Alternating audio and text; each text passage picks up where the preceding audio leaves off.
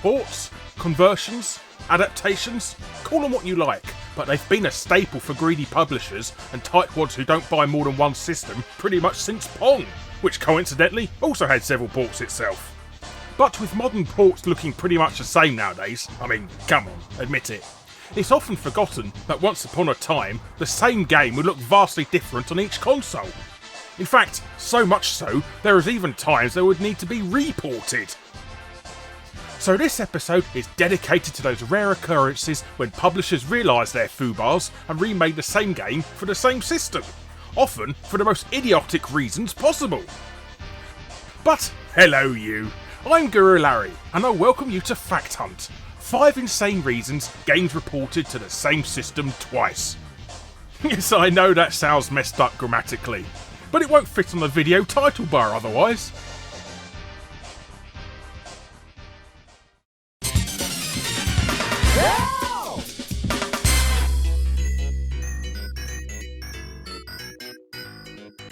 Good old Rainbow Islands. Taito's, yes it is, no it isn't arcade sequel to Bubble Bobble, about an overweight child that loves to shoot rainbows out of his crotch.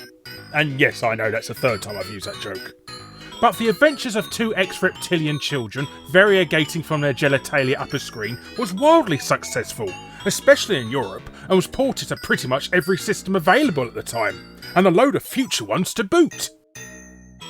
Though, we're here today to talk about the Nintendo Entertainment System port, which technically there's 3 versions of. Well, 2.5. A Japanese version developed by Taito themselves, which bizarrely is actually a conversion of the Sega Master System version of Rainbow Islands, and a revised American adaptation of the same Taito game, with the levels moved around a bit and the infamous "somewhere over the rainbow" thing removed. I never really got Taito's neuroticism over a game's theme sounding like "somewhere over the rainbow", as it sounds bugger all like it until someone actually points it out to you. But our old friends at Ocean, however, oh no, they wanted to produce their own version for the European market, and produce their own version they did. Now, in all fairness, Ocean had produced pretty much every other version of the game up until that point, but their NES adaptation looked vastly different to Taito's port.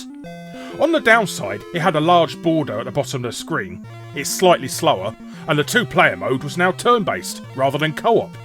But on the plus side, it had much larger sprites and looked far more accurate to the arcade original. Though, it's still pushed out by changing the music.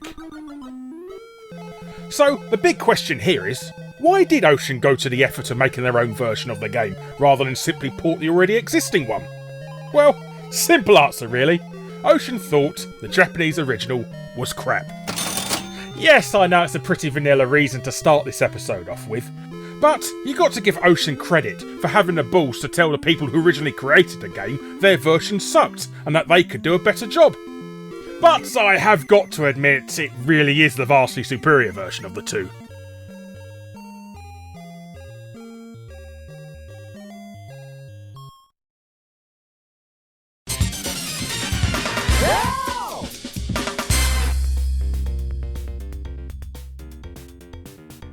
Probably the only ever entrant in the child labour 'em up genre, the arcade classic Paperboy sees you portray said unnamed youngling during a week of his life, where he has to deliver papers on the roughest neighbourhood on Earth, avoiding giant rabid cats, people assaulting each other in the street, twats who spend all day reversing in and out of the driveway, and even the Grim Reaper herself. So it's no wonder why he started an underage protection racket of smashing windows of anyone who doesn't purchase his print media. But mess up your paper round and you'll be losing subscribers quicker than the Fine Brothers. Man, that joke's going to age soon. Now, Paperboy was a game ported to every system imaginable, and even has the honour of not only being the first ever American developed NES game, but also the first ever British developed Master System game. But we're not here to talk about those. Oh no. We're here to talk about Elite's ports for the Amstrad CPC. The Amstrad version is certainly a pretty game. In fact, so much memory went into making the game look nice that they ran out of space to add music and sound effects, so it plays like an old-timey cine film. There's also the annoying fact some arsehole thought it'd be a great idea to constantly stick fences across the middle of the sidewalk, and that's something that always bugged the hell out of me as a kid. But all in all, it was probably the best of the British 8-bit home computer ports, even if you can't cheese the entire game by just running along the curb. Anyhow, unknown to anyone for years, this was actually Elite's second attempt at porting Paperboy to the Amstrad. The original was an awful port of the Spectrum version, and basically looks like the inside of a migraine with its choice of garish colours. But luckily, Elite saw sense at how terrible it was, and promptly cancelled the game, redesigning it from scratch. So, how did the Axe version get released, I hear you ask? Well, Elite accidentally sent out the cancelled version to another publisher. The Spanish game publisher, MCM Software, asked Elite if they could publish the game there. But in an infinite amount of derpiness, Elite accidentally sent them master copies of the wrong version of the game. The version the public was never meant to see. So the poor old Spaniards never knew there was a superior version of Paperboy for the Amstrad. No wonder why the poor sod called it quits.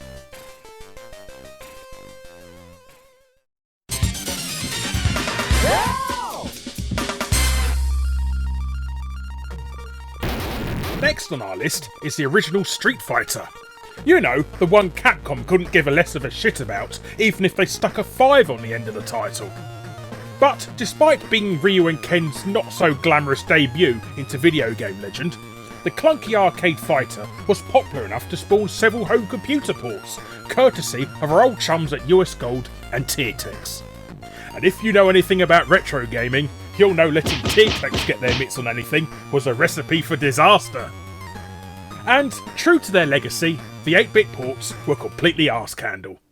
For example, to save on memory, they did away with the obvious RAM-intensive things like speed, powerless scrolling backgrounds, frames of animation, and best of all, the special moves. Yep, for a game that's main feature was performing special moves, Tiertex decided no one would be interested in those silly little things, and gamers would be far more happy with basic kicks and punches instead. Now, while this is beginning to sound like a contender for a completely different episode of Fact Hunt, we're here to talk about double ports. And there are 2 versions of Street Fighter for the Commodore 64. Why? Well, as much as it feels like a British computer, the Commodore 64 was actually a highly popular American system, and would probably have taken the NES's position in history had the Nintendo never been released in the US. So it was pretty common for there to be both a North American and British conversion of the same arcade game, and Street Fighter was no exception. Now, US Gold, the British publisher, may be complete scumbags, but they weren't idiots either. They were well aware how terrible their version was. After all, Zap64 had just reviewed it and scored it an abysmal 36%. So, assuming that no one would buy such a low-scoring game, they came up with a sneaky idea to convince magazines to re-review the game by buying the rights to the US-developed version of Street Fighter and slapping it on the B-side of the tape to appease review scores. Surely they'll like one of them, or even consider it a 2-for-1 bargain. So, there were 2 versions of Street Fighter on the Commodore 64 released in the UK, simply because US Gold were desperate to improve review scores for their own shitty port. Now, in all honesty, the US version of the game isn't really that much better either, going for the deformed Duplo men look. And for some reason, they made Mike Caucasian in this version too. See? Capcom were whitewashing characters long before it was cool in Hollywood. But this version did have all the special moves intact, so that's one thing going for it. Unfortunately, it was a fruitless effort. Zap64 outright refused to re-review the game, and CVG saw straight through US Gold's plan, giving Street Fighter an even more abysmal 2 out of 10. Even more unfortunately, people were actually stupid enough to buy a low-scoring game, and it sold really well. Enough, in fact, for US Gold to pitch Capcom a sequel to Street Fighter, by the name of Street Fighter 2 Human Killing Machine. But that, my friends, is for another episode. That episode being Fact Hunt Games You Never Knew Had Sequels, which I made ages ago. Go check it out.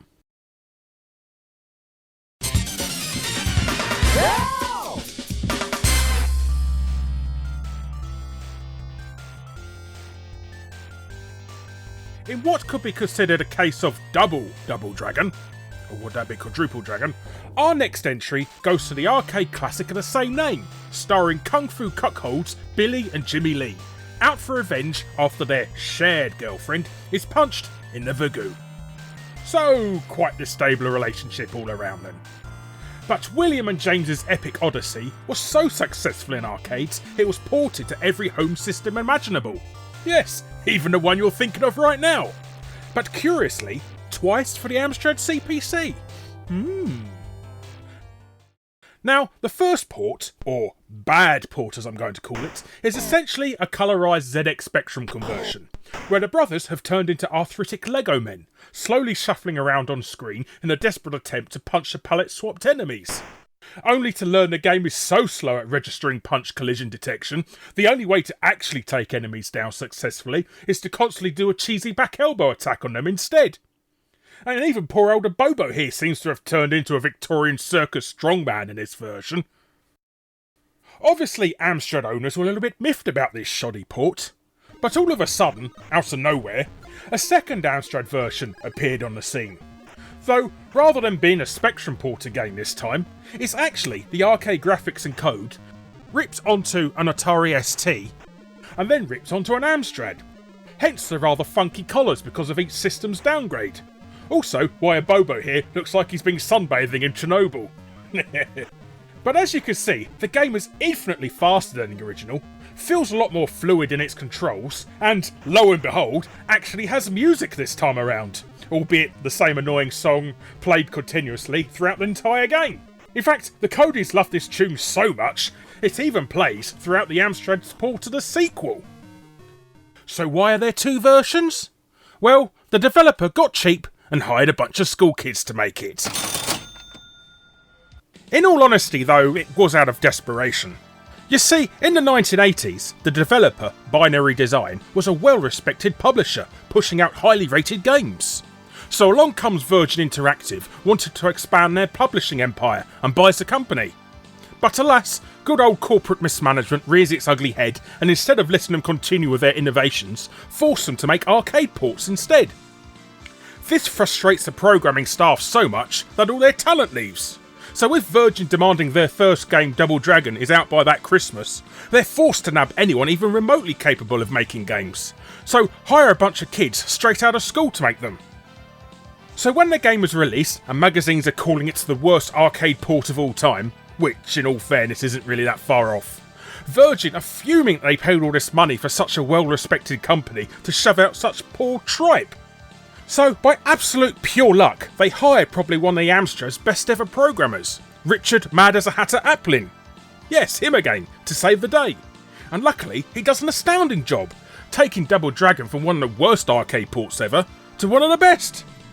But we've got plenty more to talk about Richard in a future episode of Fact Hunt, so watch this space for that one. Sadly, if you thought this was a tale of publisher decency, you're unfortunately wrong. When Double Dragon was re-released as a budget title a year later, Virgin decided to scrap the good version and release the crap one again instead. Thanks arseholes. No wonder why EA bought most of the company years later.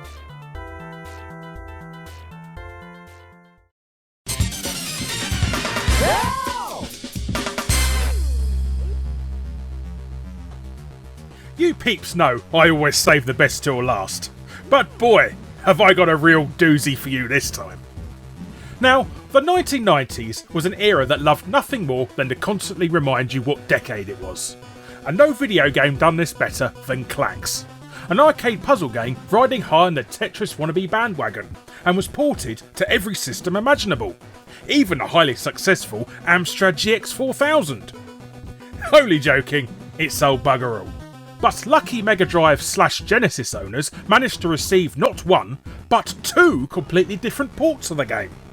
One from the original creators Atari, going under their Tengen brand, I'm not calling them Tengen, and the second one from our old chums at Namco.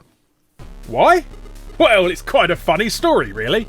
At the time of Klax's release, Tengen was in a bitter war with Nintendo over their strict console exclusivity demands.